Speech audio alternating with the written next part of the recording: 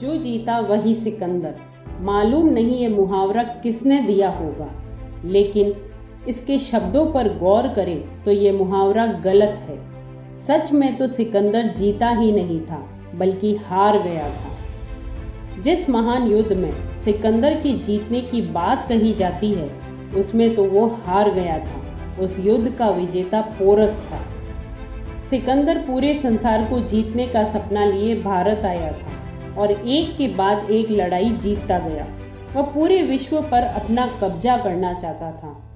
इतनी लड़ाइयाँ जीतने के बाद इतिहासकार इस बात को मानने के लिए तैयार ही नहीं है कि वो पोरस के साथ युद्ध में हार गया था और पूरे भारत में ये बात फैल गई कि सिकंदर जीत गया है। सिकंदर ने हार के बाद सोचा कि युद्ध से उसे क्या हासिल हुआ। हार नहीं, उस हार ने उसकी सोच बदल दी।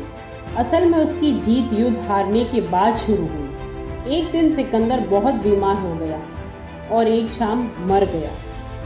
जब सिकंदर की अंतिम यात्रा हुई तो अर्थी से उसके दोनों हाथ बाहर थे और उसकी अर्थी को देखने के लिए बहुत लोग आए और उन्होंने कहा कि ये तो हमारे महान शासक का अपमान है। लेकिन पता चला कि ऐसी इच्छा सिकंदर की ही थी कि उसकी अंतिम यात्रा में उसके हाथ अर्थी से बाहर होने चाहिए। अब सवाल आता है, सिकंदर ऐसा क्यों चाहता था?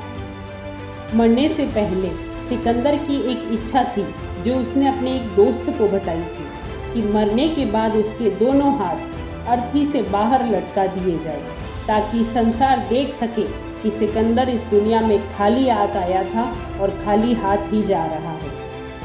उसने दुनिया को दिखा दिया कि संसार में सब खाली हाथ आते हैं और खाली हाथ ही जाते हैं। उस दिन से ही घमंडी और क्रूर राजा जीत का प्रमाण बन गया। जिस युद्ध में वो हार गया था, उसे भी किताबों और लोगों के दिलों में वो जीत गया और मुहावरा प्रचलित हो गया, जो जीता वही सिकंदर। सिकंदर ने तलवार के दम पर दुनिया को जीतना चाहा, पर उसे समझ आ गया कि ऐसा करना संभव नहीं है।